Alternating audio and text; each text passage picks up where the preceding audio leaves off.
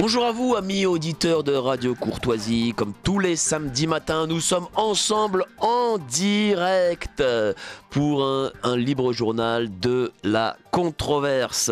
Alors je salue bien entendu mon prédécesseur Nicolas Stocker, patron du libre journal de géopolitique profonde, assisté de Lara Stam. Nous avions bien entendu... Raphaël Beslu en visio. Je salue bien.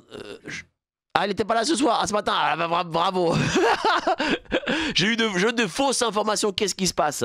Je salue Arnaud à la technique qui remplace Virginie, Mimi, Glam. Bon, bah, on s'en contentera, hein, c'est pas grave. Bon. Mais bon. Il réalise comme Spielberg, comme l'assistant de Spielberg. Spielberg étant notre Virginie. Je salue aussi Patrice. Patrice qui est au standard et l'homme à la plus belle écriture. Envoyez-lui des commentaires, en veux-tu, en voilà, on en a besoin. Il est important que les gens discutent, que les gens donnent leurs avis. Surtout pour le sujet de ce matin. Alors je reçois, j'ai vraiment l'honneur de recevoir Pierre-Antoine Plaquevent et Youssef Indy pour leur livre en collaboration Israël et la guerre mondiale des religions, préfacé par Édouard Husson chez Culture et Racines. Bonjour cher Youssef. Bonjour. Bonjour cher Pierre-Antoine. Je suis très content de vous avoir tous les deux en même temps. Je crois que c'est la première fois d'ailleurs. C'est vrai. En même temps. Oui. Non, sur un plateau avec Xavier Moreau. Oui, exact. Oui. L'année dernière. Ah oui. Avril 2024. Ah oui, j'ai une mémoire là qui flanche. Hein. Dites-moi, pourquoi ce livre-là en collaboration? Ça nous a pris comme ça. Non, parce qu'en fait, on travaille ensemble, Pierre-Antoine Plaquevent et moi, depuis un certain nombre d'années. On a fondé ensemble Stratégica en 2020. Et on avait publié déjà un dossier à l'époque sur le site de Stratégica, un e-book qui s'appelle Notre-Dame à Al-Aqsa et le Troisième Temple. C'était à l'époque de l'incendie de Notre-Dame, qui a eu lieu en même temps que l'incendie d'Al-Aqsa. Et on avait commencé donc à travailler sur cette question du Troisième Temple, du sionisme messianique. Et ensuite, en discutant avec notre éditeur de Culture et Racines, il nous a proposé d'aborder ce sujet-là, mais plus en profondeur et en faire un véritable livre papier. Et en plus, on était en plein génocide à Gaza, donc un déchaînement du sionisme messianique, de l'épuration ethnique, donc du génocide. Et on a trouvé que c'était une bonne idée de publier ce livre maintenant. Voilà. L'idée, c'est que comme nous avons fondé un think tank qui parle de géopolitique, et à travers nos différents ouvrages, nous traitons des questions géopolitiques et nous incluons dans notre analyse la question des représentations idéologiques et donc la question des motivations, même religieuses, des acteurs géopolitiques. Donc il nous a semblé essentiel d'éclairer les positions et les actions de l'actuel gouvernement israélien par les référents idéologiques qui sont les siens, ce qui n'est pas forcément connu du public. Il y a besoin de ces think tanks parce que nous sommes envahis dorénavant par ceux venant des Amériques, des atlantistes, etc. On a l'impression même d'une colonisation, je dirais, des atlantistes. Je ne sais pas ce que vous en pensez. Ce qu'on appelle les néoconservateurs, ça a été le tournant du début des années 2000, lors des attentats du 11 septembre. Et déjà, en 2000, lors de l'élection volée de George W. Bush, c'est à ce moment-là qu'il y a eu en fait un coup d'État aux États-Unis, la prise de contrôle de l'appareil d'État américain par les néoconservateurs. Et en France, cette implantation néoconservatrice s'est faite à l'époque Sarkozy, quand il était ministre de l'Intérieur, et puis surtout quand il est devenu président de la République en 2007. Et la France, et tout particulièrement le Quai d'Orsay, a été colonisé par les néoconservateurs. Et il y a depuis une confrontation au sein même du Quai d'Orsay entre les tenants de la ligne gaulienne, représentée aujourd'hui par Dominique de Villepin, qui est un diplomate de formation et de carrière, et la petite secte néoconservatrice, pour reprendre les termes d'un article du journal Marianne, le magazine Marianne, qui parle d'une petite secte néoconservatrice qui a colonisé le Quai d'Orsay. Et pas seulement le Quai d'Orsay, les grands médias, CNews, Bolloré, Iskandar Safa qui est mort maintenant et qui était le patron de Valeurs Actuelles, Feu Serge Dassault, mais la famille Dassault contrôle toujours le Figaro. Donc oui, c'est une véritable colonisation, mais par le haut. On se rappelle du Sherpa de Nicolas Sarkozy, cher Pierre-Antoine, monsieur David Lévite. Oui, alors ce qu'on va voir, vous parliez de l'atlantisme, on va voir ce que va faire, l'administration Trump semble en train de démanteler toute une partie de la projection atlantiste de type globaliste, avec l'USAID, avec ce type de fondation, la NED, toutes ces organisations-là que j'ai étudiées dans mon premier livre, Soros et la société ouverte. Alors maintenant, est-ce que ça va être un changement de stratégie, où voyant que finalement le globalisme n'est plus efficace pour faire de l'influence sur les populations qui maintenant se tournent vers le populisme et le conservatisme. Donc, est-ce que ça va être une nouvelle stratégie en soutenant justement des populistes ou des conservateurs? Mais on va voir ce qui va se dérouler à l'avenir dans le sens de l'influence américaine sur l'Europe. Moi, j'ai comme l'impression qu'en France, on sera quand même les derniers servis, si je puis dire. Si vous voulez, c'est sous la pression de ce qu'on appelle l'illibéralisme, enfin les régimes illibéraux eurasiatiques, essentiellement russes, chinois, iraniens, et donc dans cette confrontation qui dure et qui s'est cristallisée en Ukraine, mais aussi au Moyen-Orient, dans la confrontation entre Israël et le Hamas. Si vous voulez, maintenant, les États-Unis perdants ont finalement pris acte de leur défaite en Ukraine. Et maintenant, l'illibéralisme revient aussi aux États-Unis. Donc, le globalisme va naturellement se replier sur l'Europe.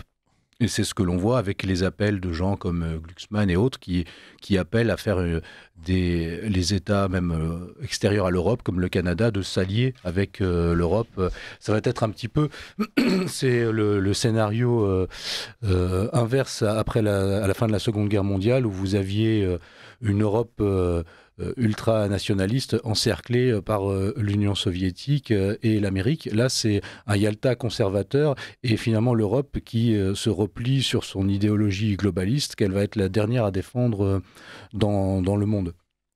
Mais est-ce que Trump, cher Youssef Indy, est-ce que Trump est réellement ce que les gens qui nous écoutent ou nous regardent pensent c'est vrai qu'il donne une forme d'espoir, mais j'ai l'impression quand même que ça reste avant tout...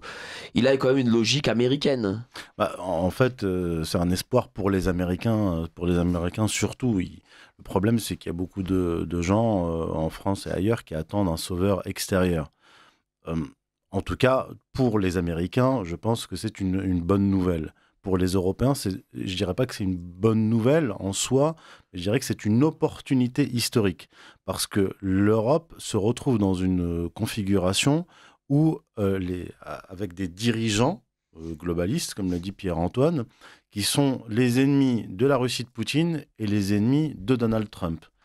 Donc les peuples européens ont là une séquence historique qui s'ouvre, donc une fenêtre d'opportunité qui s'ouvre, avec deux alliés objectifs aujourd'hui. Ça ne veut pas dire qu'il faut se jeter dans les bras de l'un ou de l'autre, mais je dis simplement qu'il y a un renversement du rapport de force parce que les dirigeants européens actuels qui font la guerre à leur propre peuple ont perdu un allié extrêmement important aux États-Unis. Et Donald Trump, l'administration Trump, veut se débarrasser des dirigeants européens actuels, pas tous, parce qu'il y a Mélanie avec qui ils ont de bons rapports, mais tous ceux qui sont dans les réseaux démocrates, LGBTistes et globalistes, Ils veulent s'en débarrasser pour avoir à la tête des États européens des dirigeants qui sont alignés sur l'administration Trump. Le but de Musk et de Trump, c'est pas de libérer l'Europe, c'est de maintenir l'Europe sous domination en se débarrassant de leurs ennemis à la tête des États européens. Mais là, ça ouvre quand même des perspectives intéressantes pour les peuples européens. Oui, mais lorsqu'il fait des déclarations qu'il fait sur Gaza, par exemple, est-ce que c'est pas inquiétant ? En fait, il faut voir ce qu'il fait sur le terrain. Ce qu'il a fait en arrivant lors de son investiture, c'est qu'il a imposé à Netanyahou un cessez-le-feu qui implique le retrait de l'armée israélienne de Gaza, le retrait de l'armée israélienne de la ligne de démarcation qui empêchait les Gazaouis repoussés vers le sud de rentrer chez eux dans le nord. Depuis qu'il est arrivé au pouvoir, Donald Trump, les Gazaouis repoussés vers le nord, vers Rafah, vers la frontière égyptienne, ont pu retourner chez eux, dans le nord. Il a ainsi brisé la coalition du gouvernement de Netanyahou, puisque Itamar Ben-Gvir, le ministre de la Sécurité intérieure, a démissionné. Donc il a quitté la coalition de Netanyahou. À côté, effectivement, il fait des déclarations qui sont en contradiction totale avec le cessez-le-feu qu'il a imposé, à savoir expulser les Gazaouis vers la Jordanie et l'Égypte. Si véritablement Donald Trump voulait les expulser, il aurait laissé le gouvernement de Netanyahou continuer à faire ce qu'il fait depuis 15 mois, à savoir mettre la pression sur les Gazaouis, les bombarder, les génocider pour les pousser dehors. Or, Donald Trump a mis un terme à cette politique génocidaire. Et donc, il donne le change avec des déclarations contradictoires, mais vous remarquerez qu'il n'en parle plus. Il est passé au dossier ukrainien et il ne parle plus de Gaza. Oui, c'est de la politique, quoi, j'imagine. Politique spectacle. Voilà. Oui, mais justement, enfin, ça nous, comment dire, ça nous concerne dans la mesure où, comme disait Youssef, maintenant l'administration américaine va favoriser en Europe des régimes conservateurs alliés, et en fait, on rentre dans une séquence où effectivement les souverainistes, c'était l'attitude en quelque sorte gaullienne face aux Anglo-Américains pendant la Seconde Guerre mondiale, et ensuite et après, c'était de s'appuyer sur eux, mais tout en gardant en ligne d'horizon, en horizon d'attente, l'indépendance française et la restauration de la puissance française. Et ce sera ça, je pense, l'exception française au sein de l'Europe par rapport aux autres pays qui peuvent basculer dans des régimes, je dirais, conservateurs, trumpiens. C'est que la France a un destin spécifique de la plus ancienne nation occidentale, avec une continuité historique, étatique que les autres n'ont pas.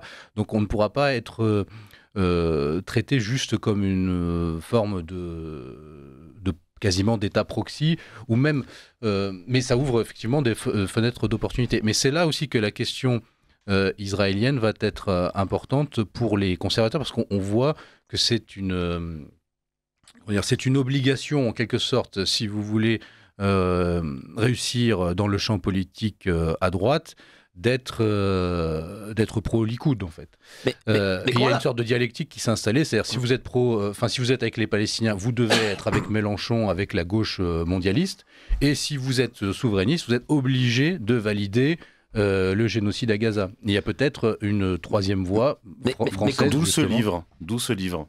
Bien sûr, d'où ni ce Soros, livre. ni Netanyahou. mais comment la France reprend en main ce destin d'indépendance ? Là, c'est une question plus qu'il faudrait poser aux hommes politiques, parce que nous sommes plus des Je sais bien, mais analystes. vous avez votre avis aussi. Je sais que vous avez... moi, je Parce que vous savez, les politiques, ils n'ont pas trop de solutions. Hein. Non, mais en tout cas, il faut des orientations. En termes d'orientation, pour moi, c'est la ligne gaullienne de troisième voie entre les blocs qui s'affrontent. Et justement, la France, là, aura une opportunité pour tracer une voie, même pour l'Europe entière, une voie alternative qui serait celle d'une réorganisation peut-être de l'Europe autour de, là non plus une fédération, une Union européenne, mais une confédération d'États souverains, parce que la question européenne se posera toujours pour les États européens. Et donc soit nous acceptons que l'Europe devienne une espèce de territoire fragmenté avec les restes du globalisme politique qui s'effondre, et puis la montée d'une forme de conservatisme proxy pro-américain, soit en fait justement nous utilisons cette fenêtre d'opportunité pour creuser une troisième voie française. Qu'est-ce que c'est, merci beaucoup, qu'est-ce que c'est exactement Israël? Comment on peut le définir, ce pays? Est-ce que c'est essentiellement un pays sioniste, messianique, ou est-ce que c'est pas, dans le fond, un pays un peu factice? Moi, je remarque d'ailleurs les pays factices, hein, des créations comme ça, qui datent pas, il n'y a pas très longtemps, qui se créent des patriotismes un peu exacerbés. On se demande pourquoi d'ailleurs, ils ont là avec leur drapeau sur eux. Enfin, bref, ils sont pas très sûrs de ce qu'ils sont en fait. Je sais pas ce que vous en pensez. Il y a plusieurs réponses à cette question. D'abord, l'État d'Israël est composé de différentes communautés juives et qui sont issues de pays différents, de cultures différentes. Il y a beaucoup d'Israéliens d'ailleurs qui ne parlent pas hébreu. Donc en réalité, le seul et véritable socle qui les réunit tous, c'est la religion juive. Or, ils ne sont pas tous religieux, mais la religion juive dans sa forme sécularisée, qui devient en fait une culture. Et effectivement, l'État d'Israël est un État artificiel. Il n'y a pas une culture israélienne ou un peuple israélien. Il y a des communautés juives qui sont venues s'agréger là-bas, premièrement. Deuxièmement, c'est un État sans frontières qui s'est créé en 1948 sur l'épuration ethnique des Palestiniens. En 67, il a triplé sa surface, puis il a dû abandonner le Sinaï, etc. Donc on voit bien que c'est un État qui est sans frontières, sans véritable constitution, fondé sur le judaïsme et donc l'exclusivisme ethno-religieux, et qui pose un énorme problème, puisqu'il veut s'étendre du Nil à l'Euphrate au détriment des peuples environnants, et en entraînant les États-Unis dans des guerres au Proche-Orient contre les intérêts des États-Unis, et qui ont été transformés, les États-Unis, par le lobby israélien en portefeuille et porte-avions d'Israël. Et là, aujourd'hui, on vient de sortir d'une année de tentative d'épuration ethnique à Gaza et de génocide au nom de, je cite les dirigeants israéliens, au nom d'un projet messianique. C'est Netanyahou qui déclare en octobre 2023 que, je cite, « Nous réalisons les prophéties d'Ésaïe ». Et le ministre de la Défense, Gantz, qui déclare que les Palestiniens sont des animaux humains et qu'il faut les traiter comme tels, couper l'électricité, l'eau, la nourriture, etc. Donc on a quand même un gros problème avec ce petit État qui a un énorme pouvoir via son lobby en Occident, en particulier aux États-Unis. Mais cher Pierre-Antoine, est-ce que justement ce projet Israël sioniste, est-ce que c'est pas en réalité un projet utopique? Est-ce que ce projet peut réussir? Parce qu'en réalité, moi, on le voit, par exemple, ne serait-ce qu'à l'intérieur de leurs frontières ou à l'extérieur, la démographie ne leur est pas favorable, par exemple. En tout cas, en interne à Israël, la démographie est favorable justement aux ultra-religieux et aux sionistes millénaristes, que nous appelons millénaristes. Alors, justement, dans ce livre, ce que nous avons voulu montrer, c'est que on ne comprend pas, en fait, la nature réelle de l'Israël contemporain si on n'étudie pas, je dirais, son ADN théologico-politique. Et en fait, il faut comprendre quel est le projet israélien pour les sionistes actuellement au pouvoir. Parce que, vu d'Europe, on a tendance à considérer Israël comme un État, comme les autres finalement, et qui devrait être inclus dans des relations internationales, interétatiques, et c'est légitime. Mais le problème, c'est que les gens qui sont autour du Likoud, autour des gens comme Ben Gvir, tous ces gens qui étaient dans l'alliance au gouvernement et qui ont mené la guerre depuis un an, eh bien, ces gens-là ont un projet qui est de nature théocratique et suprémaciste. Leur but, sont des gens qui ont une lecture littérale de la Bible, et de la Bible hébraïque, et donc de l'Ancien Testament pour nous, pour les chrétiens. Donc ce sont des gens qui prennent... Pour eux, Israël est une nation sacrée. Ce n'est pas une nation comme les autres. C'est une nation sacrée, et à terme, ça doit devenir une forme de monarchie, donc étendue. Hein, c'est le projet de Grand Israël, avec tout on va dire, leur environnement proche qui sera fragmenté, et donc avec la taille critique, leur espace vital agrandi, eh bien Israël deviendra en quelque sorte indestructible, en tout cas pour les ennemis de la région proche, et avec l'idée vraiment qu'à la fin de ce processus, il y aura la reconstruction du temple de Jérusalem et la venue d'un Messie. Alors qu'est-ce qu'un Messie pour les sionistes millénaristes? C'est un roi prêtre qui recommencera aussi le culte des sacrifices tels qu'ils sont décrits dans l'Ancien Testament au sein de ce temple reconstruit. Et c'est quelque chose que j'ai étudié depuis plusieurs années, c'est cette mystique, cette métapolitique du troisième temple, du temple de Jérusalem, qui doit être reconstruit sur l'actuelle esplanade des mosquées, et qui donc doit être reconstruit à la place de la mosquée Al-Aqsa. Régulièrement, il y a des invasions de sionistes qui s'introduisent sur le dôme des mosquées, qui s'introduisent sur l'esplanade des mosquées, qui s'introduisent dans la mosquée Al-Aqsa même. Ça donne lieu à des émeutes, et finalement, leur projet, c'est à terme de détruire ce lieu, ou de l'inclure dans une espèce de remodelage immobilier gigantesque, et de reconstruire ce temple de Jérusalem. Le reconstruire et d'en faire un lieu saint, à la fois pour la nation israélienne elle-même, mais aussi pour les non-juifs, notamment au travers des lois dites noachides, avec l'idée que tant que le temple ne sera pas reconstruit, donc c'est intéressant de se mettre dans de lire leurs textes, les textes des rabbins millénaristes, comme le rabbin Kook et d'autres, et de voir que pour eux, Israël n'est pas juste un projet rationnel, comme l'était, on pourrait dire, le sionisme sécularisé, socialisant ou laïque qui nous a été présenté, qui était l'idée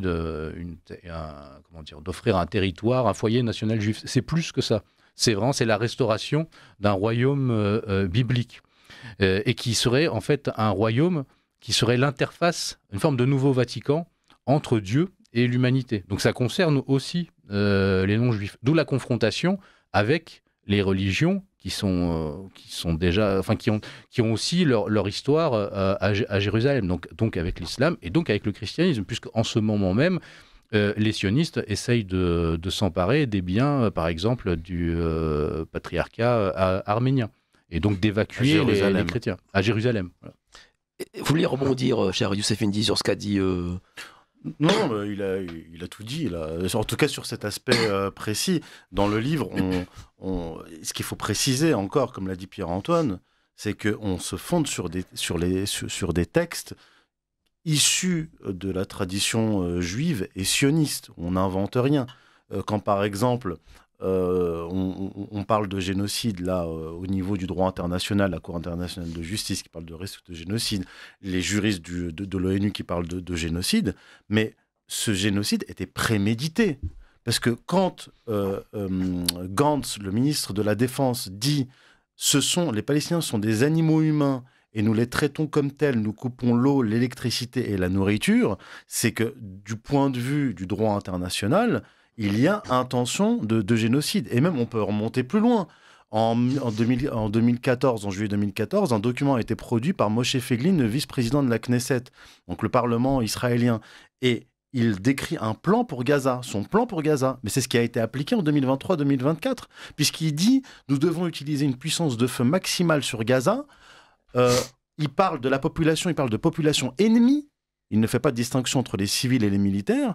Il dit qu'il ne faut pas prendre en compte les boucliers humains, donc tirer sur la population, et les chasser tous vers le Sinaï afin que Gaza revienne aux Juifs et qu'il soit colonisé par les Juifs. Donc il y a intention d'épuration ethnique, intention génocidaire. Et là, je pourrais parler de Ayelet Sheked, qui a été ministre 2 fois de l'État d'Israël, qui dit qu'il faut tuer les mamans palestiniennes parce que c'est de leur ventre que sortent les terroristes palestiniens. Je pourrais aussi citer Ovadia Yosef, qui était le grand rabbin séfarade d'Israël. Lorsqu'il est mort, 700 000 Israéliens se sont rendus à ses funérailles.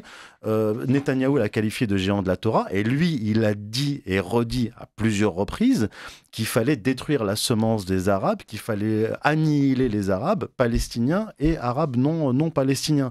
Donc on a dans les déclarations des dignitaires religieux, politiques israéliens, un projet génocidaire répété encore et encore.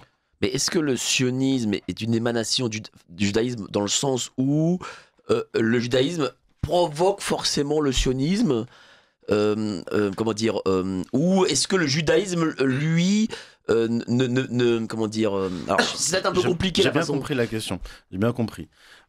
Alors, le sionisme, dans sa méthode, dans son projet, s'appuie sur la Bible hébraïque et sur le Talmud, c'est-à-dire création d'un État d'Israël, du Nil à l'Euphrate, fondation du royaume d'Israël, etc. D'accord. Sauf que dans la tradition juive, dans le Talmud précisément, du IIIe siècle, Rabbi Elbo, Shir Hashirim Ketubot 111a, il est interdit pour les Juifs de retourner en Terre Sainte, en un mur, et refonder un État.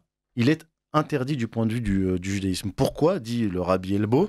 Parce que c'est le Messie, le Mashiach, qui doit rapatrier le peuple juif en Terre Sainte, refonder le royaume d'Israël, reconstruire le temple, etc. Sauf que le sionisme tel qu'on le connaît aujourd'hui est l'émanation du contournement de cet interdit. Là, j'ai écrit un livre sur le sujet en 2015, mais dans ce livre-là, on y revient. C'est un contournement de cet interdit talmudique à partir du Moyen-Âge. Il y a eu des tentatives, au début timides au XIIIe siècle, puis clairement affirmées à partir du XVIe siècle, qui ont échoué. Et finalement les sionistes au début du XXe siècle ont réussi à accomplir ce projet. Donc en fait, le sionisme est à la fois juif dans le sens où il est une émanation du messianisme juif, il s'appuie sur la Bible hébraïque, etc. Mais en même temps, il est hérétique puisqu'il contourne un interdit du judaïsme. Oui, mais comment ces gens ont réussi à prendre, justement, cher Pierre-Antoine, le pouvoir sur le reste des religieux originels, si je puis dire? Comment dire, avant de répondre à cette question, je voudrais revenir sur une chose qu'on a évoquée tout à l'heure, c'est-à-dire sur en fait, c'est ce qui se passe, parce que souvent, on va dire, dans le camp souverainiste, où on pourrait entendre des gens qui vont dire que c'est un peu loin de nos préoccupations. Mais en fait, cela nous concerne, parce que quand vous entendez des gens comme Itamar Ben-Gvir et d'autres qui expliquent que finalement, une fois qu'ils veulent organiser la déportation des Palestiniens de la bande de Gaza, et qui disent finalement les Européens acceptent bien déjà des millions de migrants africains, qu'est-ce que ça peut leur faire, quelques centaines de milliers de migrants palestiniens, voire un million. Donc ce sont des déclarations de gens dont maintenant on nous dit qu'ils sont les alliés, nos alliés objectifs en tant que patriotes occidentaux. Voilà. Sur la question de comment ce courant que l'on désigne dans notre livre comme sioniste millénariste a pris le pouvoir, il y a une généalogie longue que Youssef a bien traité déjà dans ses autres livres et qui finalement a pris la forme au XXe siècle, en fait, qui a en quelque sorte subverti le sionisme laïque sécularisé, qui en fait, le sionisme, comme l'a dit Youssef, étant condamné par le judaïsme thoraïque, a dû prendre une forme idéologique qui était la forme contemporaine des nationalismes européens au XIXe siècle et au XXe siècle.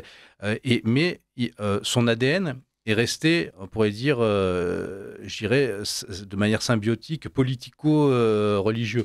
Et par exemple, d'où l'intérêt d'étudier quelqu'un comme le rabbin Kook, qui est, on va dire, un des pères fondateurs de ce courant et qui expliquait dès les années 20, justement, aux juifs thoraïques, aux rabbins thoraïques, qui leur disaient mais comment pouvez-vous soutenir le sionisme qui est une idéologie en fait politique, qui n'est pas quelque chose de religieux. Et il disait c'est parce que dans la phase actuelle, les juifs doivent redevenir une nation, donc avec des préoccupations terrestres en quelque sorte, d'où un peu la fusion du socialisme et du nationalisme dans le sionisme là. Mais vous verrez que d'ici quelques décennies, à nouveau, l'aspect, la religion va prendre le pas. Et en fait, c'est cette fusion du religieux et du politique qui crée ce cocktail explosif que l'on désigne en fait sous le nom de messianisme ou de millénarisme, parce que c'est une attente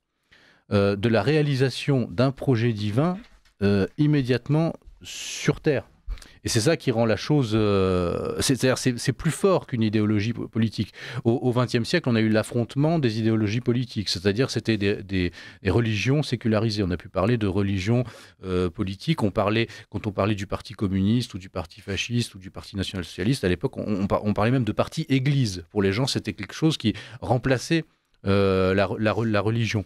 Bien maintenant, les idéologies ayant en quelque sorte disparu ou s'étant annihilées, la dernière avec la chute du bloc soviétique, et d'ailleurs encore récemment, même la chute de Bachar al-Assad marque la fin, la dernière trace, je dirais, du XXe siècle idéologique, puisque le nationalisme arabe, maintenant le dernier régime ouvertement nationaliste arabe est tombé avec Bachar al-Assad. Et donc maintenant, on est dans un nouveau cycle où c'est le religieux qui remplace à nouveau l'idéologique. Mais c'est un religieux qui est fusionné avec l'idéologique. Et je pense qu'on va assister à la même chose aussi avec le globalisme de type sorosien, qui maintenant est en train d'évacuer.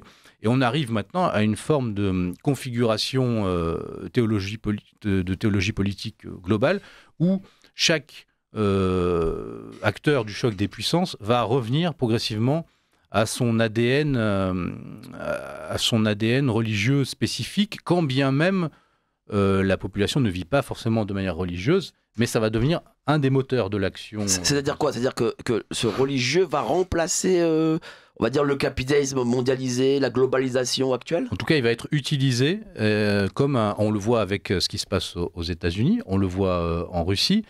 Donc on le voit dans le monde arabo-musulman où l'islam politique remplace le nationalisme arabe. On le voit donc chez en Israël où le sionisme millénariste et l'attente du Messie est quelque chose qui est partagé largement par la population israélienne. Donc il va rester là encore que l'Europe macrono-globaliste pour rester dans le monde des années 90 du siècle précédent où la religion, où il n'y avait plus rien que la consommation et le marché qui devait s'étendre à l'infini. Bien, nous sortons dans ce monde-là. Nous sommes dans un monde maintenant qui progressivement post-libéral, mais post-libéral au sens du libéralisme politique. Nous rentrons dans un monde post-libéral et dans lequel les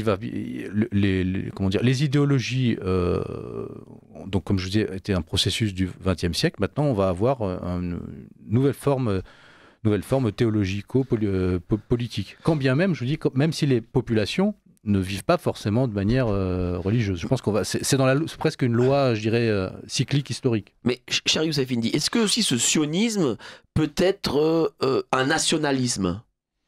C'est un nationalisme, une forme de nationalisme ethnique et ethno-religieux. Parce qu'au XIXe siècle, à la fin du XIXe siècle et début du XXe siècle, vous avez des nationalismes qui apparaissent, mais chaque nationalisme s'acclimate au tempérament d'une nation. Déjà, à la fin du XIXe siècle, Gustave Le Bon, ce grand penseur et psychosociologue, expliquait que le terme de socialisme en France n'a pas la même définition en Angleterre, ou en Italie, ou en Allemagne. Donc chaque peuple, chaque tempérament va développer une forme de socialisme, de nationalisme à sa sauce, je dirais ça vulgairement. Et en Israël, ce qu'on a, c'est un nationalisme ethno-religieux, fondé sur la Bible hébraïque, mais un nationalisme tout à fait particulier, puisque il vise à établir une nation qui existe déjà, mais qui est sans frontières. parce que ces frontières sont dans la Bible hébraïque, dans la Torah, Genèse chapitre 15, verset 18, où il est promis à Abraham, Dieu aurait promis à Abraham cette terre du Nil à l'Euphrate. Voilà. Et au XXe siècle, le nationalisme le plus proche du sionisme, je suis désolé, je vais être provocateur, mais c'est le national-socialisme allemand. Pour une raison simple, c'est parce qu'ils ont une conception de la société, de la politique qui est ethnique, qui est raciale. Et d'ailleurs, je renvoie... Alors ça avait été écrit très tôt par Emmanuel Todd, au début des années 80, dans un livre qui s'appelle « La troisième planète », où en fait, lui, il se base sur les structures familiales, et il disait, voilà, tous les pays dont les structures familiales sont souches, c'est-à-dire inégalitaires, développent des idéologies inégalitaires. Le Japon a connu cela, l'Allemagne a connu cela, en Tchécoslovaquie, vous avez eu ce phénomène-là, et ainsi de suite. Et en Israël, il parle d'Israël. Mais il n'y a pas de différentiel en Israël entre ethnique aussi, entre par exemple les Juifs d'Afrique du Nord, ceux d'Éthiopie et ceux anciennement de l'Est de l'Europe? Si, en fait, il y a un racisme, c'est là que ça devient compliqué. C'est-à-dire qu'au sein même du monde juif, il y a un racisme des Ashkénazes vis-à-vis des Séfarades et un racisme des Ashkénazes et des Séfarades vis-à-vis des Noirs, des Juifs noirs éthiopiens, ce qu'on appelle les falachas. Mais on peut lire des témoignages de juifs, par exemple, du Yémen, qui expliquent qu'ils ont été très maltraités par les juifs ashkénazes pour deux raisons. Première raison, par racisme, puisque les juifs ashkénazes se considèrent en fait, je veux dire, comme des blancs supérieurs à des basanés qui étaient ce qu'on appelle abusivement les séfarades, parce qu'en fait, séfarim, c'est les juifs d'Espagne. Et aussi parce que les juifs ashkénazes qui ont fait le sionisme et l'État d'Israël étaient athées, alors que les juifs dits séfarades, les juifs du Yémen, les juifs du Maghreb, eux étaient religieux. Et ils disent, nous, et je rapporte un témoignage, mais dans un autre livre, dans mon précédent livre, Comprendre le conflit israélo-palestinien, je rapporte un témoignage de Yéménites qui disent, mais nous, quand on vivait avec les Arabes musulmans, on était respectés. C'est-à-dire que, par exemple, quand il y avait un officier de l'administration qui se rendait dans une famille juive, il éteignait sa cigarette avant de taper à la porte, au jour de Shabbat, par exemple.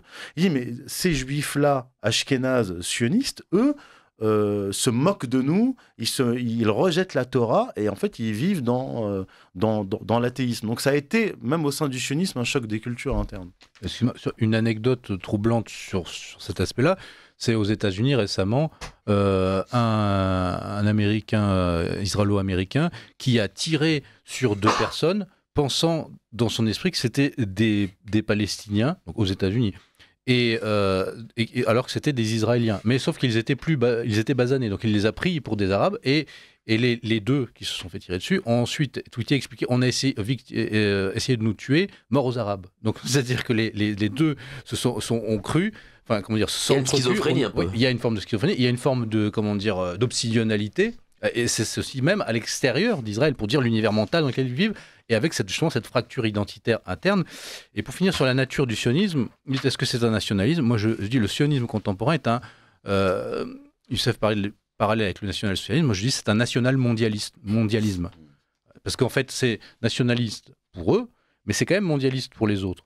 Parce que cela veut, il y a la terre promise d'Israël, mais il y a aussi, on pourrait dire, la terre promise dans son ensemble, c'est-à-dire les nations qui devront, comme il est écrit dans l'Ancien Testament, si on en a une lecture littérale, qui devront amener leur richesse à la nation d'Israël, à l'assemblée d'Israël, comme l'appelle le rabbin Kook, qui, une fois réunie, devient vraiment...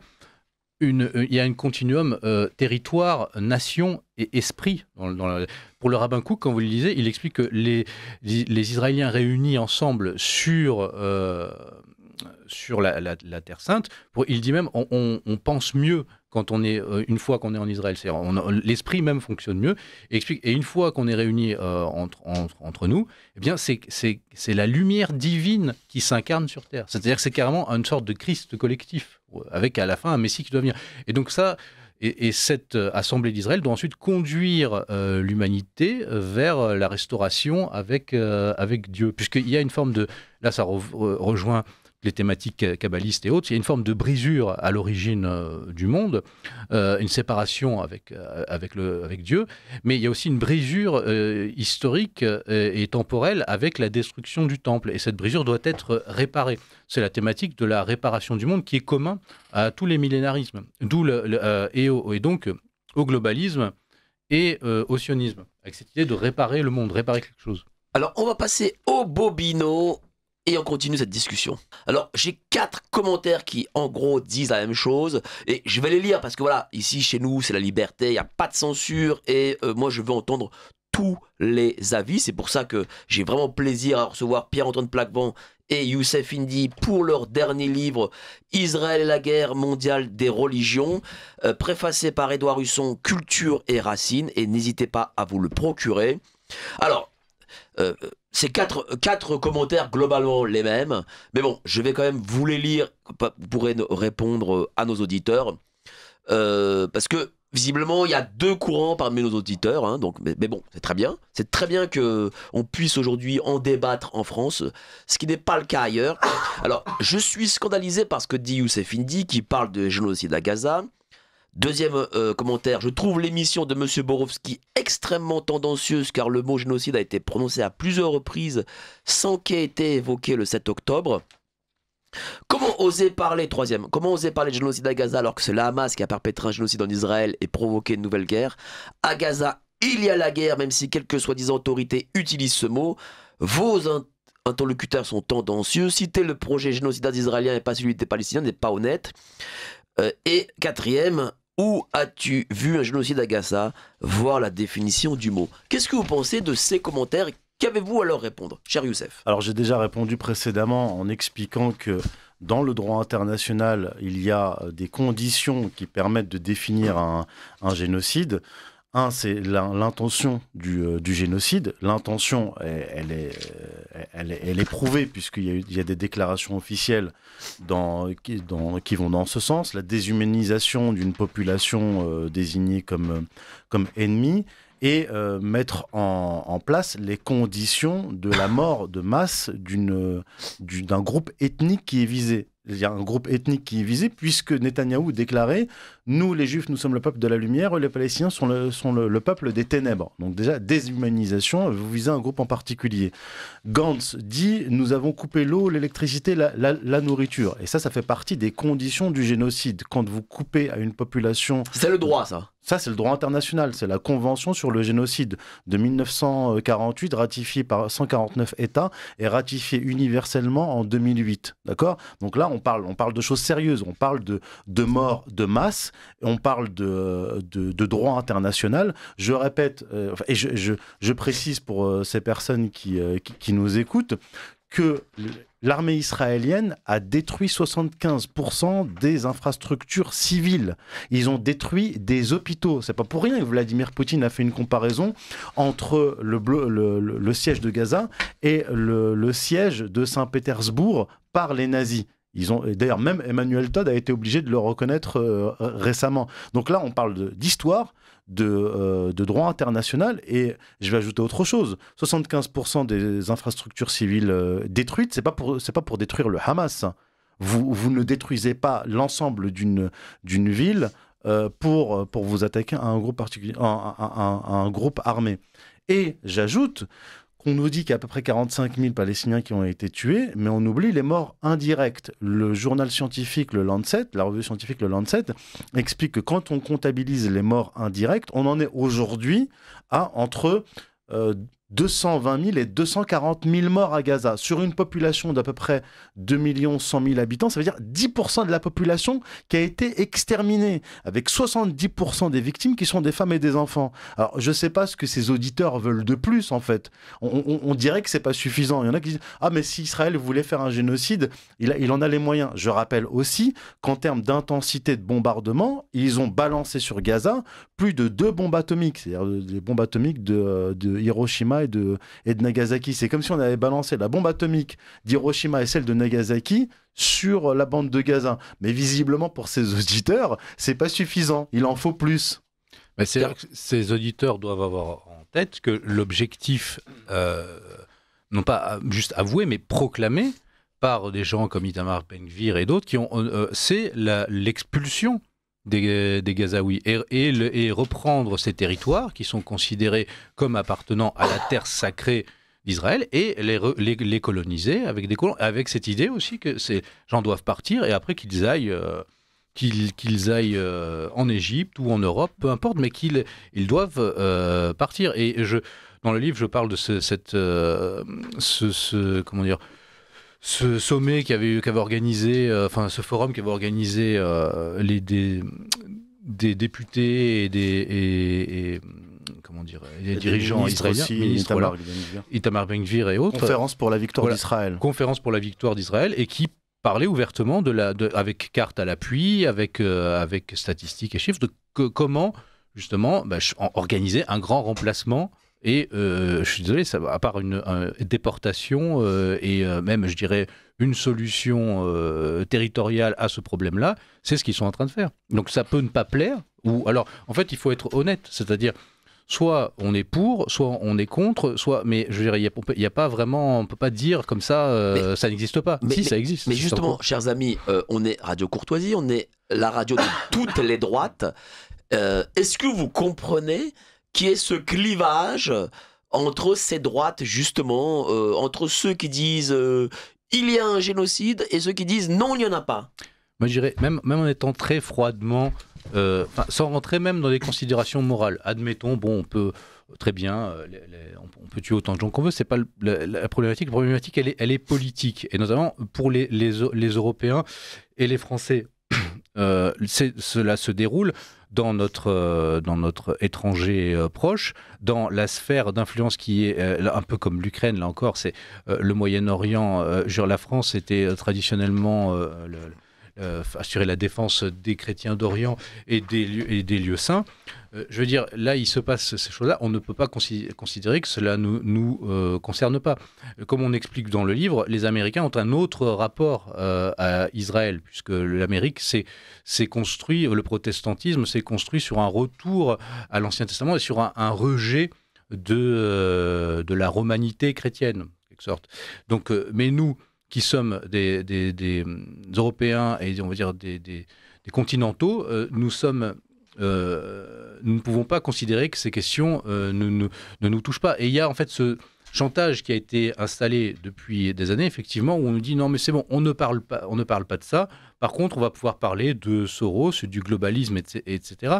Mais comment voulez-vous considérer, à l'heure où il y a ce qu'on appelle maintenant une majorité mondiale qui est tournée vers la Russie ou la Chine, cette majorité mondiale, elle est pro-palestinienne. C'est-à-dire que, par exemple, le nombre d'États qui reconnaissent l'existence d'un État palestinien, et je crois il y a 150 États ou 155 États qui reconnaissent l'existence d'un État palestinien. Donc finalement, nous sommes en Occident dans la minorité mondiale sur cette question. Donc si nous ne voulons pas perdre, et nous, Européens, qui maintenant, là, perdons complètement pied, stratégiquement, géopolitiquement, diplomatiquement, si on ne veut pas perdre complètement pied sur ces questions-là, on ne peut pas avoir juste la position américaine. On doit avoir notre position spécifique. Et puis, moi, je veux dire, la position américaine, évangélique américaine, elle n'est pas aussi philosémite que ça. In fine, lorsque le Messie doit arriver, ils veulent quand même la conversion dans leur propre religion protestante de ces juifs. Hein. C'est pas non plus... Tout à fait, oui, c'est le projet, c'est celui-là. Alors, bonjour messieurs, l'emploi de l'anglicisme, même francisé, opportunité, est inopportun sur la radio de la francophonie. C'est un tic de langage créé par les médias de grand chemin qui ne s'embarrassent pas du respect de la langue. Il aurait fallu, et vous devriez dire, occasion au lieu d'opportunité ou de fenêtre d'opportunité. Et 2 fois de suite à l'instant. Stop. Merci et par respect pour Jean Ferret, qui on pense évidemment, et là où il est, il nous regarde, je le sais, et au fondateur de Radio Courtoisie, Radio Solidarité, Radio Courtoisie, bonne journée courtoisan. Merci beaucoup, cher monsieur ou madame, je ne sais pas. Il y a beaucoup de choses, oui. On peut dire, il lui fallu. On peut Oui, dire voilà. on peut dire aussi que pour certains auditeurs, on n'est pas censé utiliser son ordinateur le samedi. C'est vrai, c'est vrai. Alors, tiens, question. Comment expliquez-vous l'alliance entre Israël, la Turquie et le mouvement qui a pris le pouvoir en Syrie, cher Youssef? Alors, c'est une longue histoire. Disons que, pour faire court, le plan de remodelage du Proche-Orient par les Israéliens, initialement en 1982 avec le plan Oded-Gilon, a été repris à plusieurs reprises aux États-Unis, notamment en 1996. Un document a été produit par... comment il s'appelle un néoconservateur dont le nom... Richard Pearl. Richard Pearl, il a produit un document avec un think tank qui s'appelle Clean Break, donc une rupture nette, qui était un document stratégique proposé au premier gouvernement de Netanyahou en 1996. Et dans ce document, il est question de la Syrie, en fait, de se débarrasser de l'État syrien. Et déjà à l'époque, il écrivait que une future guerre donc démembrement de l'État syrien devait se faire en collaboration avec la Turquie. Du point de vue de la Turquie d'Erdogan, cette guerre contre la Syrie, dans laquelle il est impliqué depuis le début, depuis 2011, est une occasion pour lui d'étendre le territoire turc, ou au moins étendre sa sphère d'influence et placer à Damas, comme ils l'ont fait, un groupe, donc l'HTS, Hayat Tahrir al-Sham, qui est en fait un groupe terroriste avec un chef qui est passé par Al-Qaïda, Nosra et Daesh, et faire en fait de la Syrie un protectorat turc. Donc jusque-là, ils étaient parfaitement alliés, la Turquie d'Erdogan et Israël, pour faire tomber la Syrie. Mais à l'avenir, il y a un problème qui va se poser, c'est que le projet qu'on appelle néo-ottoman de la Turquie d'Erdogan va se retrouver confronté au projet de Grand Israël, parce que les deux projets veulent intégrer la Syrie à leur territoire. Mais non, en tout cas, jusque-là, ils ont été des alliés objectifs. Je rappelle que Erdogan achetait le pétrole de Daesh volé en Syrie et en Irak, il le revendait aux Européens et aux Israéliens. Les Israéliens achetaient 75% de ce pétrole de Daesh via la Turquie. Alors, oui. Allez-y, cher Pierre. Non, si vous regardez sur le temps long, enfin, à l'échelle de l'histoire, ce n'est pas long, mais à l'échelle de l'histoire contemporaine, il y a une accélération dans l'agenda, je dirais, américano-israélien. Depuis le 11 septembre 2001, on est dans les guerres, en fait, depuis 91, depuis la première guerre du Golfe, on est dans des guerres constantes pour remodeler le Moyen-Orient, fracturer tout ce grand espace géopolitique, et justement le fracturer de manière à ce qu'à terme, le grand Israël réalisé ait l'espace vital et la masse critique nécessaire pour dominer cet ensemble. Et régulièrement, on nous parle de projets comme Netanyahou a présenté ça, de nouveaux Moyen-Orient, de grands Moyen-Orient, de Gaza 2035, tous ces projets-là qui, en fait, ont comme horizon d'attente celui-ci, c'est-à-dire fragmenter cet espace, ils ont réussi à se débarrasser des restes du nationalisme arabe, fabriquer un pan-islamisme, mais qui leur soit favorable, et puis se confronter progressivement, c'est une vraie force qu'ont les sionistes millénaristes, c'est affronter un après l'autre des adversaires qui ont du mal à se coaliser parce que eux n'ont pas peut-être cette profondeur théologico-politique avec... je veux dire, pour nous, chrétiens, la Bible, l'Ancien Testament s'interprète à l'aune du Nouveau Testament. Donc, on en a une lecture spirituelle. Mais quand vous le prenez de manière littérale, on reproche souvent aux islamistes d'être littéralistes sur le Coran. Et bien que si vous prenez la Bible hébraïque de manière littérale, vous avez un programme, je dirais, théologico-politico-militaire, voilà, que vous pouvez appliquer mais qui est explosif. Il y a énormément de commentaires qui arrivent, donc je vais les lire. Il y avait un autre courant que le sionisme à l'origine, le Bund, qui ne partageaient du tout les mêmes objectifs impérialistes et l'hostilité à l'égard des Arabes. Qu'est-ce que le Bund ? Le Bund, c'était un mouvement ouvrier d'Europe centrale exclusivement juif. Donc c'était un mouvement révolutionnaire, ouvriériste, juif. Et en fait, ce qu'il faut comprendre, c'est que dans cette époque de sécularisation du messianisme, ce messianisme juif va prendre différentes formes. Il va prendre une forme nationaliste avec le sionisme et il va prendre une forme internationaliste avec les mouvements socialistes. Et très souvent, les mouvements socialistes animés par des juifs athées, Landauer, Georg Lukács, puis bien sûr Lénine qui n'était pas que juif, et avant lui Marx et l'internationale communiste, on retrouve beaucoup de juifs, et ces juifs-là qui étaient opposés au tribalisme, en fait, puisqu'ils considéraient le sionisme comme un tribalisme. Donc vous avez un projet utopique, messianique, qui est socialiste, et qui va parfois s'opposer au sionisme. Mais dans le mouvement sioniste, vous allez retrouver des socialistes, des gens qui font en fait la synthèse. Par exemple, le grand penseur juif socialiste Martin Buber. Martin Buber était à la fois socialiste et sioniste.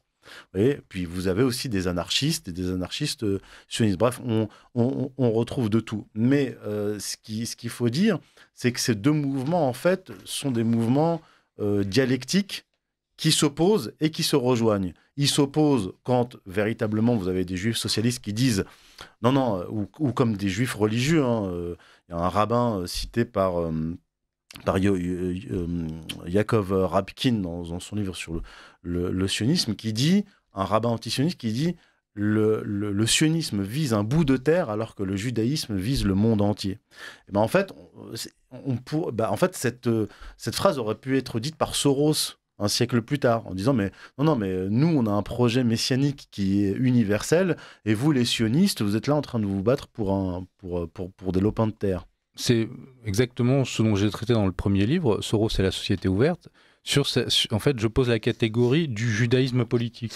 Parce que finalement, on parle d'islam politique, même de christianisme politique, mais on ne parle pas de judaïsme politique. Mais si on pose cette catégorie, on peut justement avoir un outil d'analyse qui montre que ce judaïsme politique va se diviser en différents courants, mais qui vont tous être marqués effectivement de l'influence du messianisme, du millénarisme, mais qui va prendre des formes différentes. Soros, effectivement, est l'héritier direct de ce millénarisme cosmopolitique. Et donc ce judaïsme politique va partir en différentes tendances. Il y a la tendance qui va axer plus sur le nationalisme, une autre plus sur le socialisme, une autre plus sur l'internationalisme de type libéral, cosmopolite, financier, ce qu'est Soros. Soros disait de lui-même j'avais dans mon enfance des fantasmes messianiques qu'il m'a fallu réaliser sous la peine de devenir fou, de perdre la raison. Ça montre qu'il y a en fait un arrière-fond, des schèmes structurants qui créent un état d'esprit spécifique qui après va prendre des formes différentes selon les contingences historiques des différents acteurs. Et donc par exemple sur les gens du Bund, ou les radicaux socialistes d'origine juive, ça a été bien étudié par un chercheur qui s'appelle Michael Levy, qui montre, en fait, qui s'interrogeait pourquoi on retrouvait dans les courants trotskistes, dans les courants révolutionnaires, autant de juifs. Il disait souvent, c'est à cause de ce millénarisme sécularisé. Ce sont des athées, donc, qui ont rejeté en quelque sorte leur religion, mais qui gardent en fait l'arrière-fond, comme un Français même athée, même sécularisé, garde en fait des représentations qui sont celles issues du catholicisme. Vous voyez, donc il y a une forme de matrice culturelle commune, et par exemple les gens du Bund et d'autres qui ont été des révolutionnaires radicaux, Georg Lukács et d'autres, face à l'échec de leur révolution, vont par exemple se convertir dans la théorie critique. Ça va être l'école de Francfort, qui est en Allemagne et qui ensuite, avec l'arrivée des nazis au pouvoir, va partir aux États-Unis et va être vraiment à l'origine même du mai 68 universitaire, de la déconstruction. Le freudo-marxisme. Du freudo-marxisme. Voilà. Et en fait, de la nouvelle gauche. Et des gens comme par exemple un des premiers dirigeants de l'Open Society, Uri Nayer, était dans sa jeunesse un socialiste radical dans des mouvements d'extrême gauche estudiantine américains qui prônaient la prise de pouvoir par la lutte armée. Ces gens-là vont se reconvertir ensuite dans l'internationalisme, je dirais, de type financiaro-politique. Voilà. Et donc mais la matrice commune, vous voyez, c'est le judaïsme politique et le millénarisme. Ce que Georg Lukács appelait une religiosité athée. Une religiosité athée, exactement. Alors, toute ma sympathie et mon respect pour Monsieur Youssef Indy. En vous écoutant, l'État d'Israël me fait peur. Question, Israël est-il un danger pour la France ? De façon indirecte, oui, parce que l'État d'Israël entraîne ses alliés, ses vassaux occidentaux dans des guerres. On a bien vu que durant le génocide, lorsque l'Iran a répondu à des attaques israéliennes, eh bien, l'armée française a mis au service d'Israël un bouclier antimissile aux côtés des Américains. On voit bien que des réseaux d'influence ouvertement sionistes représentés par Bernard-Henri Lévy ont poussé la France dans la guerre contre la Libye. Je rappelle que devant le CRIF en 2011, il a dit que c'est en tant que juif, en tant que membre représentant de la tribu de Lévi, en tant que défenseur du sionisme, que j'ai mené cette aventure contre Kadhafi, qui était un ennemi d'Israël. Et cette aventure conduite par Bernard-Henri Lévy et Nicolas Sarkozy, c'est soldé par la destruction du pays qui avait le plus haut niveau de vie en Afrique et une déferlante migratoire par la suite en Europe. Donc oui, le projet sioniste et Israël est un peu dangereux pour l'Europe et pour la France. Et ça, c'est qu'un aspect. Regardez, vous êtes un Français, vous votez Sarkozy sur les promesses de restauration, de souveraineté, de lutte contre l'immigration, etc. Et puis, vous avez la destruction de la Libye qui jusqu'à nos jours, amène les vagues de migrants. Ensuite, plus tard, vous avez la guerre en Syrie avec donc les vagues de migrants et le terrorisme domestique en Europe jusqu'à nos jours. Bataclan, de Charlie, encore Nice. Et donc vous avez en France, je rappelle, la plus grande communauté musulmane d'Europe et la plus grande communauté juive d'Europe. Donc nous sommes cette fracture passe sur notre territoire, que nous le voulions ou non. Donc c'est quelque chose d'explosif. Et donc justement, si on est, on va dire, dans le camp de droite, dans le camp conservateur, pour qui maintenant s'ouvre alors... je sais pas comment c'est une fenêtre historique, on va dire. Eh bien, c'est maintenant, il faut être responsable et en fait être au-dessus des passions. Parce qu'en fait, le problématique, c'est qu'on nous plonge dans des passions et surtout on nous plonge dans cette dialectique que personnellement je refuse parce que c'est une insulte à l'intelligence et à l'intelligence française, cette dialectique entre d'un côté je dirais l'altermondialisme pro-palestinien, le wokisme pro-palestinien, ce qui en Palestine même n'a aucun sens déjà, parce que le wokisme chez les Palestiniens, je vais bien voir combien de temps ça dure, et d'un autre côté, le néoconservatisme. Non, pourquoi choisir entre l'un Vous n'êtes pas d'accord avec la théorie de Lucien Cerise qui parle de l'antisionisme étant... quelque chose envoyé là par les mondialistes pour diviser les peuples. Je suis d'accord avec Lucien Cerise. C'est-à-dire l'antisionisme télévisuel ou celui qui est dans les universités, celui qui est promu de manière incessante, celui de Rima Hassan, etc. C'est un antisionisme fabriqué. En fait, fabriqué, c'est-à-dire contrôlé, sous contrôle, qui doit rester justement dans les strictes frontières de l'extrême gauche, de l'anti-occidentalisme, pour permettre en miroir à l'occidentalisme, lui, de se développer, de dire si vous êtes pour le contrôle de l'immigration, si vous êtes contre l'islamisation, si vous êtes pour la civilisation occidentale, eh bien vous devez valider le projet israélien. Donc cette dialectique-là, Je pense qu'un Français, un Européen, ne peut que la refuser. Mais c'est bien entretenu. Ça permet ensuite aux autres de se poser à regarder. Si vous êtes avec la Palestine, vous êtes avec les terroristes. Alors vous êtes ce mélange de terrorisme. Moi, je vois autour de Rima Hassan, des gens comme ça, il y a tout un tas d'hommes et les filles déconstruits qui sont là, qui sont, enfin, je veux dire, c'est grotesque. Donc d'un côté, vous avez ça, et puis de l'autre côté, vous avez pas à choisir entre Arthur et le wokisme. Je suis français, avec une culture la plus ancienne d'Europe, je ne vais pas choisir ça. Alors bonjour, je vous écoute depuis 1 heure et pas un mot sur le 7 octobre, pourquoi ? Tiens, cher Youssef. On peut en parler du 7 octobre. D'ailleurs, on en parle dans le livre. Vous en parlez, justement, c'est pour ça que je vous pose la question. L'opération du 7 octobre s'appelle Déluge d'Al-Aqsa. C'est clairement une réponse aux violations de l'esplanade des mosquées par l'État d'Israël et les ministres israéliens et les juifs orthodoxes protégés par la police. Faut pas oublier que l'année même du 7 octobre, donc en 2023, il y a eu un bombardement massif de l'armée israélienne sur Gaza au mois de mai, mais là, personne n'en a parlé. J'imagine qu'ils ont oublié. L'auditeur qui pose la question, il n'est pas au courant de ça. Il n'est pas au courant qu'à chaque ramadan, il y a une violation de l'esplanade des mosquées. Il est pas de quelle manière ? C'est-à-dire qu'il pénètre sur l'esplanade des mosquées, comme l'avait fait Ariel Sharon en septembre 2000, pour revendiquer ce qu'ils appellent le mont du temple comme leur appartenant. Donc en fait, c'est une menace sur l'esplanade des mosquées, sur la mosquée Al-Aqsa, et qui date pas d'hier. En fait, les premières menaces remontent aux années 1920 avec les hommes de Jabotinsky en 1928. Donc ça, c'est une vieille histoire. Et c'est un des objectifs également de cette attaque du 7 octobre a été la libération des otages palestiniens dans les prisons israéliennes. Je rappelle qu'il y a des enfants dans les prisons palestiniennes, des gens qui sont des Palestiniens, des femmes, des enfants, des adultes aussi, qui sont arrêtés sans procès, sans aucun procès, sans parler des bombardements réguliers. En fait, il y a en moyenne un bombardement massif sur Gaza par an. Gaza est sous blocus depuis 2007.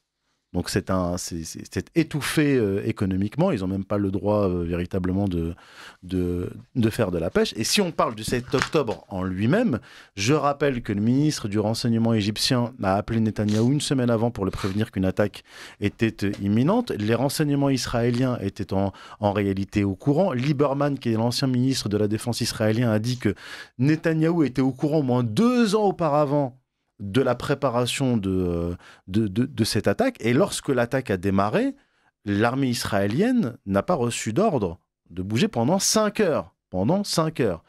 S'ajoute à cela la doctrine Hannibal qui a été appliquée. La doctrine Hannibal est une doctrine militaire israélienne qui consiste à, en cas de prise d'otages d'Israéliens par, là, en l'occurrence des Palestiniens, ça consiste à tirer dans le tas, à tuer tout le monde, y compris les otages. Quand j'en parlais en octobre et en novembre 2023, je me faisais traiter de complotiste, etc. Eh bien là, il y a quelques semaines, Gantz, l'ancien ministre de la Défense, qui a démissionné d'ailleurs en novembre dernier, a avoué que la doctrine Hannibal a été appliquée le 7 octobre. Donc beaucoup d'Israéliens ont été tués par l'armée israélienne. Ça ressemble un peu au Bataclan. Hein. Pour le coup, Valls qui a des informations de la Syrie et qui ne les utilise pas, et qui est le gouvernement de l'époque qui empêche la police de rentrer au Bataclan. C'est une méthodologie éprouvée du pompier pyromane. Vous créez une situation explosive et puis vous l'exploitez pour arriver vous-même à vos fins. C'est malheureusement, rejoint, vous parliez de Lucien Sury, c'est gouverné par le chaos. Vous créez un chaos, puis ensuite vous le récupérez. Sur la situation à Gaza, donc territoire sous blocus, dans lequel les Israéliens ont calculé les rations alimentaires nécessaires à la survie par jour, et ils les ont calculées au minimum pour que la population soit en état de survie, mais vraiment de survie, pas de vie normale. Donc vous vivez comme ça pendant des mois, des années, et on pense qu'il n'y aura pas à un moment donné de réaction, notamment chez les jeunes, qui vont au bout d'un moment, c'est une situation intolérable. Mais en fait, c'est comme nous n'avons pas les informations, toutes les informations, chacun voit un angle de ce qui se passe et de ce qui lui est présenté. Je veux dire, nous ne supporterions pas, je pense, nous, occidentaux modernes, je ne sais pas, un mois de la vie d'un Gazaoui. Donc il faut un petit peu revenir à des choses, je dirais presque, enfin, très terre-à-terre. Quand vous n'avez pas supporté 1 ou 2 mois de confinement, imaginez un blocus de près de 20 ans. Alors, les Occidentaux se sont mis d'accord pour créer l'État d'Israël en 1948. Est-ce un effet du hasard si l'État d'Israël a été créé en Palestine ou était-ce planifié ? Alors, d'abord, ce n'est pas les Occidentaux qui ont décidé de créer l'État d'Israël. C'est Ben Gourion qui, le 14 mai 1948, a décrété la création de l'État d'Israël. En fait, ce qui a été voté à l'ONU le 29 novembre 1947, c'est un plan de partage au désavantage des Palestiniens, où on donnait 55% du territoire de la Palestine aux Juifs, qui représentaient un tiers de la population totale. Et en fait, juste après le vote, l'épuration ethnique a commencé, dès le mois de décembre 1947. Juste pour le mois de décembre 1947, les Israéliens, qui n'étaient pas encore Israéliens, donc les milices juives sionistes sous contrôle de Ben Gourion, ont expulsé 70 000 Palestiniens de chez eux, en détruisant les villages, etc. Puis ça s'est poursuivi jusqu'au début de la guerre. On parle de la guerre israélo-arabe. On dit les pays arabes ont attaqué Israël en mai 1948. Mais en mai 1948, les Israéliens, donc les sionistes, avaient déjà expulsé 250 000 Palestiniens de chez eux. Et donc là, les armées arabes entrent en Palestine du côté du territoire arabe, voté le 29 novembre 1948. Et là, la guerre commence.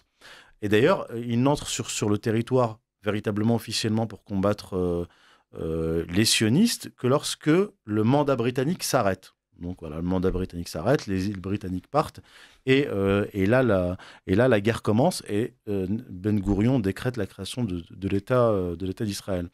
Or, il devait y avoir 2 États, un État de Palestine et un État d'Israël. Or, l'épuration ethnique et la guerre, l'expansion territoriale, parce qu'en fait, on part de 55% du territoire de la Palestine donné aux Israéliens, donc aux sionistes, et il lance une épuration ethnique et une guerre de conquête, et il conquiert 23% du territoire palestinien. Donc ça fait 55 plus 23.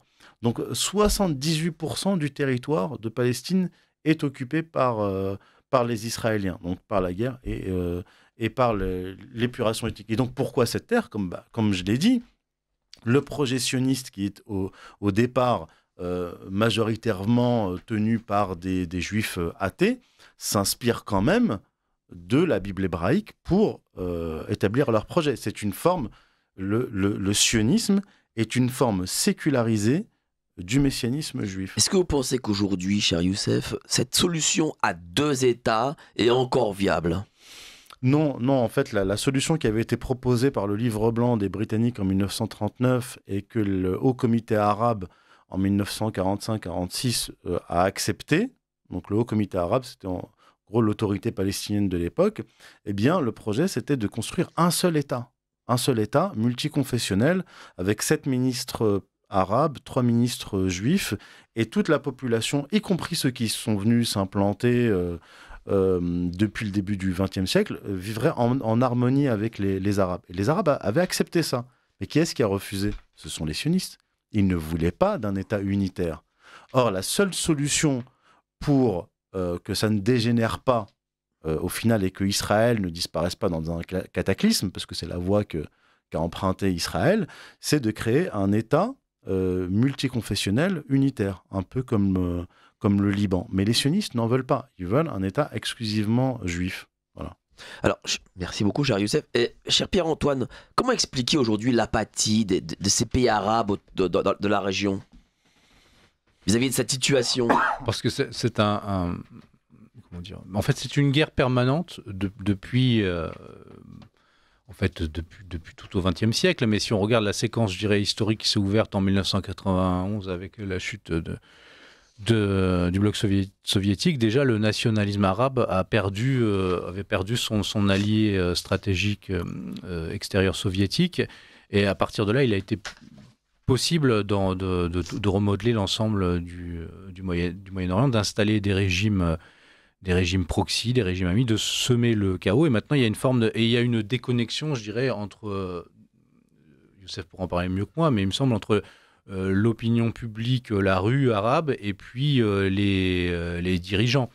Et en fait, le nationalisme arabe voulait justement, comme le nationalisme européen aussi, voulait reconnecter cette forme de populisme aussi, de reconnecter cette opinion avec les dirigeants. Mais avec l'incapacité aussi qu'ont eu les nationalistes arabes à se coordonner entre eux jusqu'à la fin, bien progressivement, c'est le nationalisme juif qui est appuyé par l'Empire américain qui les a vaincus. Et puis, vous avez eu la fabrication progressive de cet islam politique sous direction anglo-américaine, israélo-anglo-américaine, qui est venue complètement parasiter la résistance, je dirais, nationaliste d'abord, puis même islamique interne. Peut-être.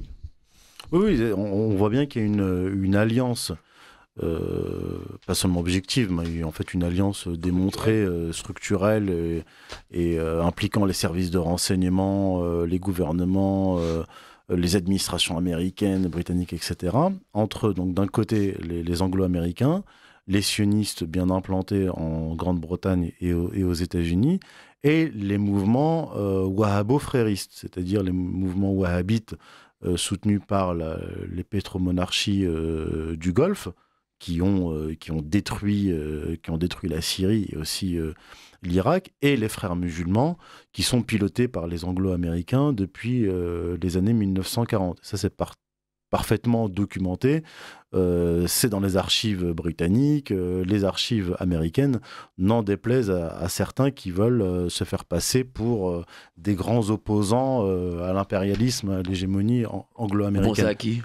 Je pense aux frères musulmans. Non, mais peut-être Tarek Ramadan. Oui, bien sûr. Avec qui j'ai eu un débat et qui essaie de nous faire croire que les frères musulmans sont des grands anti-impérialistes alors qu'ils ont été pilotés, rémunérés, soutenus par les anglo-américains en Égypte, en Syrie.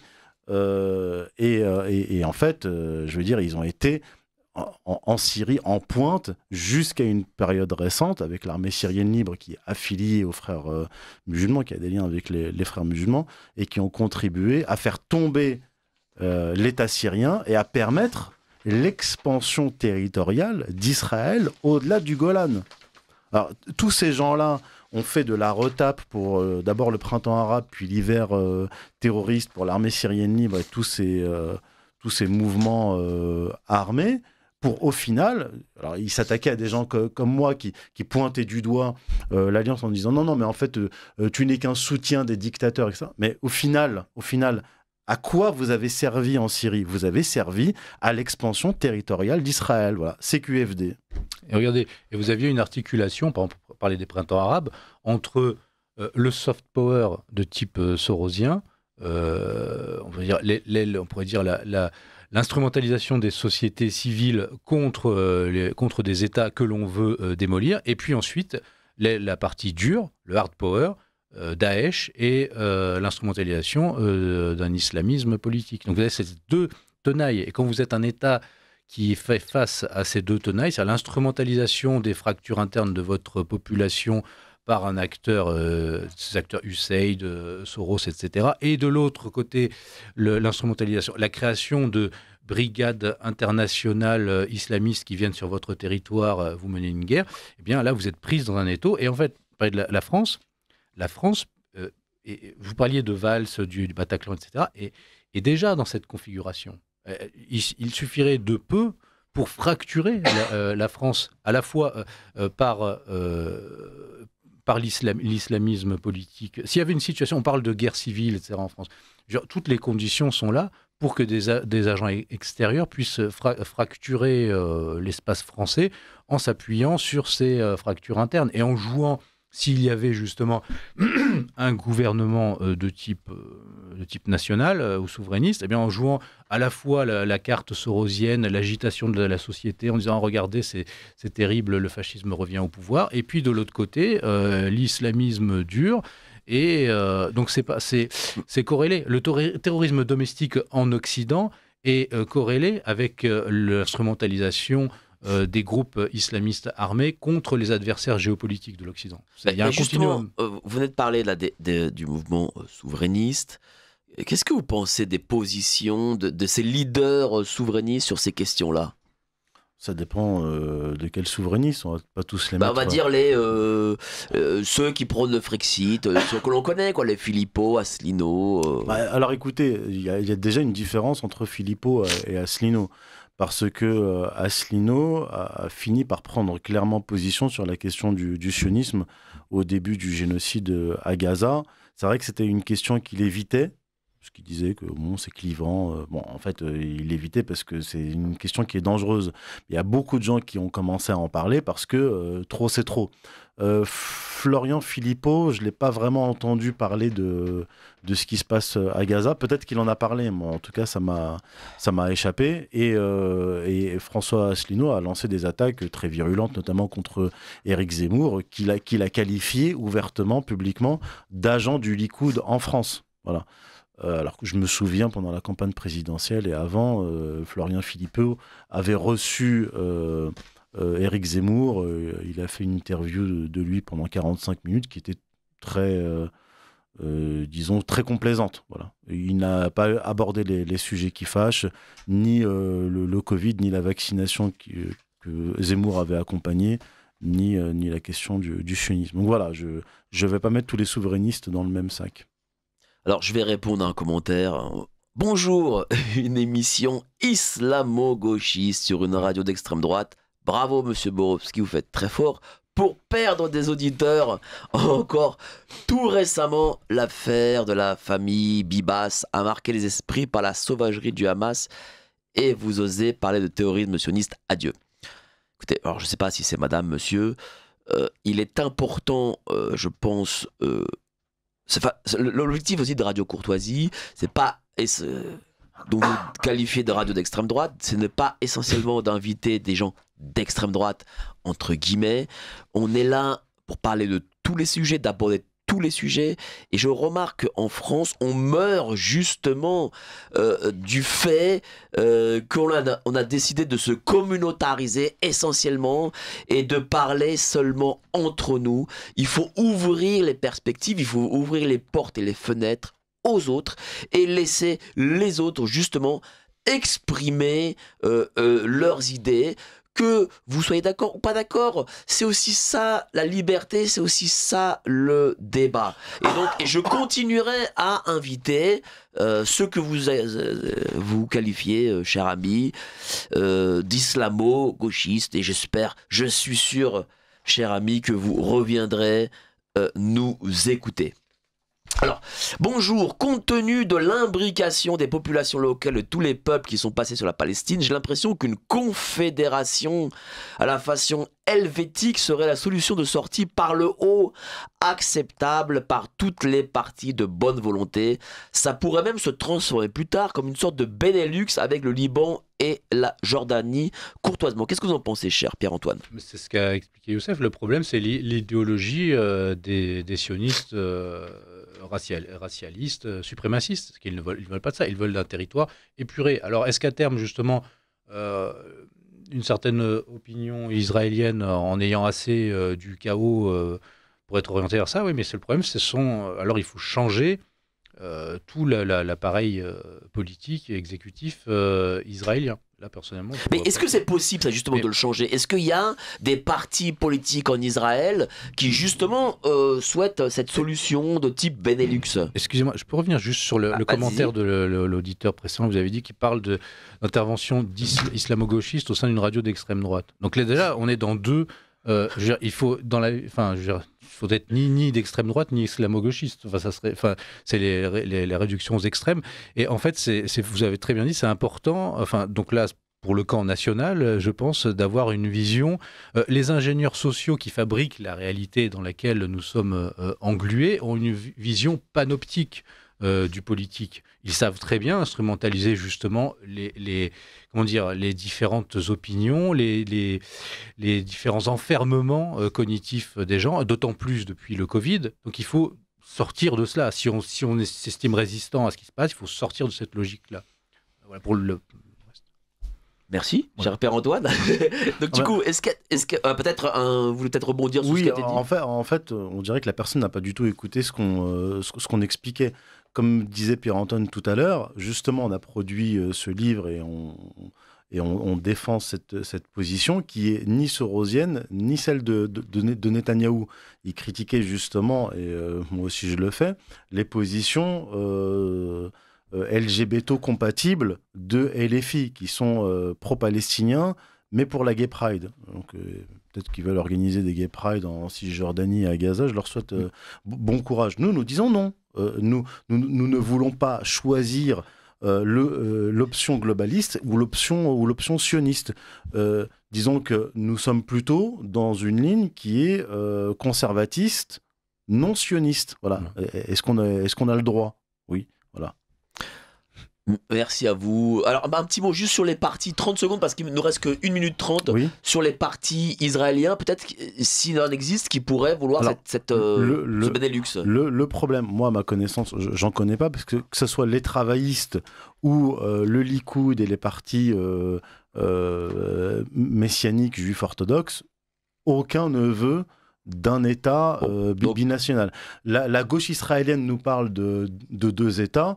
Mais 2 États, non, je veux dire, c'est la carotte qu'on agite. Il nous reste 1 minute. Israël et la guerre mondiale des religions.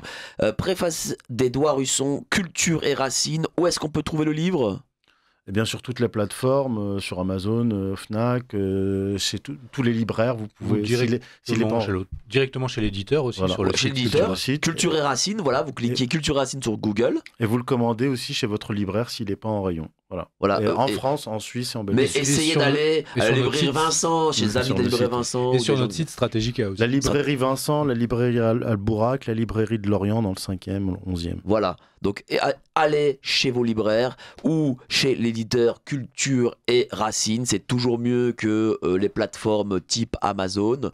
Donc voilà. Israël et la guerre mondiale des religions, Culture et Racines.